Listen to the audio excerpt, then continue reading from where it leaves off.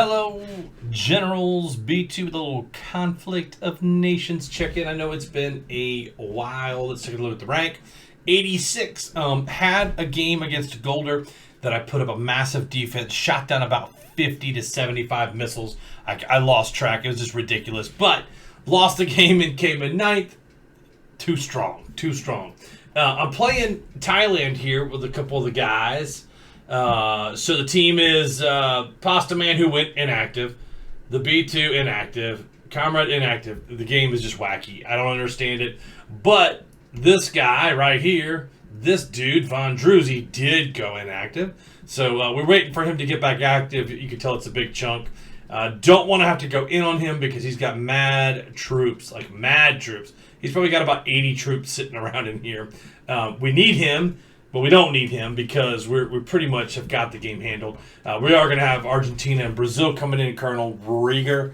But we do have four of the top. Look at me at the bottom here. 1, 2, 3, 4, 5, 6, 7. So four of the top 7, but 3 of the top 3. These guys are really doing great. Comrade Stalin, new player. Pasta Man, new player.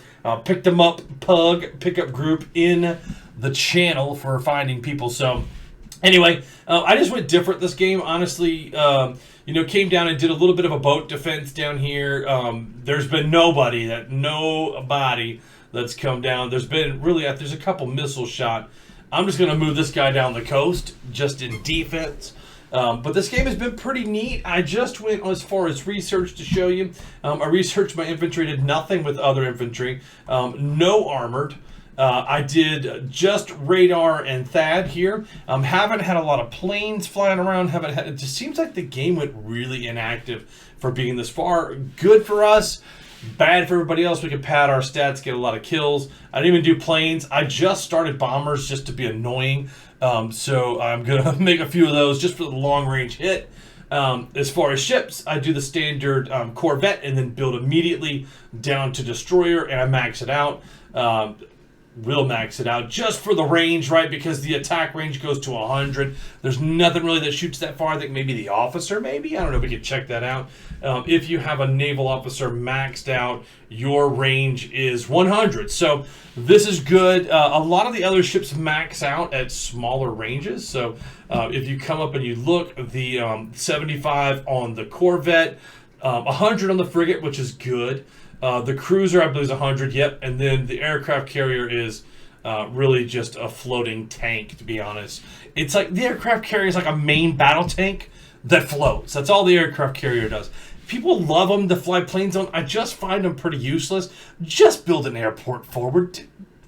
Forget the ship. Just build an airport. You can build an airport on like any random piece of land. There's no need to build a carrier and research it up, because if you leave it at the bottom level, they just really are not that powerful. They just have a ton of hit points, right? So if you look down, it has 100 hit points. It takes so many hits to kill a carrier. So if you have support ships around it, it's really hard to sink. If you throw a commander in the group with it too, oh my God. I hate sinking carriers. I hate dealing with it.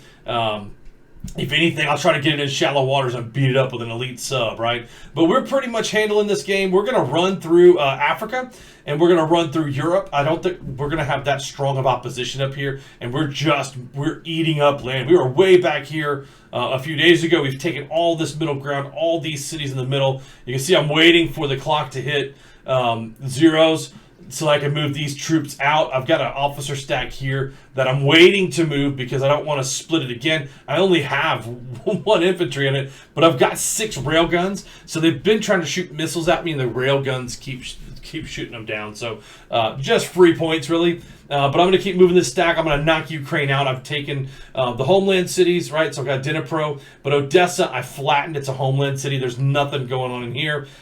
This was an actually annexed city down here. We took that. So we're going to go. I'm going to bust Kiev probably next, only because I can set my troops to hit from range, and I'm not going to have to roll into that, right? I don't want to deal with going stack against stack heads up. I'm going to let my railguns do work. I'm going to set them on aggressive, and I'm going to set them on a collision course to Kiev, right? So after midnight hits, I'm going to leave this town unprotected. I'm going to move these units down into here, and then I'm going to, well, actually I'm going to move this unit to this city. I'm going to make sure that they're not smoking. But then I'm going to move all these other units up if they don't either. So, like, that's a 29. It probably won't stop smoking. That's a 29. Maybe not. That's a 32. That'll stop. And then that's a 32. So I'll move this one up here to Dnipro, and then I'll take this stack directly in. I want to take this airport out here. You just want to limit their mobility. I don't know if there's choppers further back. Airports in this sort of a formation tell me that there's choppers around, only because the range is so limited for choppers. If they were using planes, but the good thing is in this stack, if they're going to come at me, bro. I've got 6 railguns out of 7. So that's a 42 damage every time his choppers fly into me, right? Not to mention that the actual commander's going to actually shoot back at a 3-5 as well on a defensive rating. And then I don't know if anything else has a defensive rating. This guy probably, 1-9, inconsequential. But I'm going to shoot back like a 50 that it's going to shoot back overall? I don't think the radar has anything. Yeah. So I'll probably will split the radar off from this stack just to... let me see, 6. Yeah, just so I can add another infantry in for some punch, right? So let's see, what's the other game that we got going? We've got, I think Ethiopia, and we're in a little bit of a dogfight in this one. So this one's actually been a fun game, but I'm lopsided on production, so it's like a 33. Was this Iran? Yeah, Iran. Oh, good morning. If I maybe ask you too much, could you help me with Poland? It's technology too advanced. We are already hitting Poland in the west, so keep pushing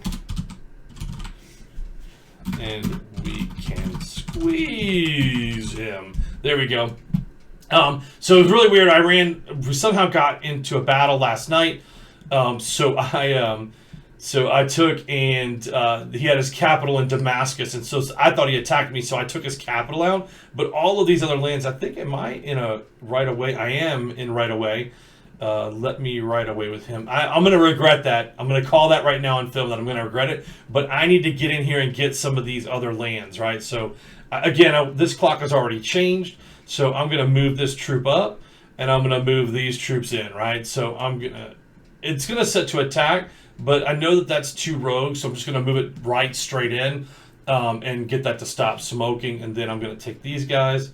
I'm going to go up the coast and then waypoint these guys in as well, right? So does this have I think this has a... there we go. Yeah, so let's just split him out.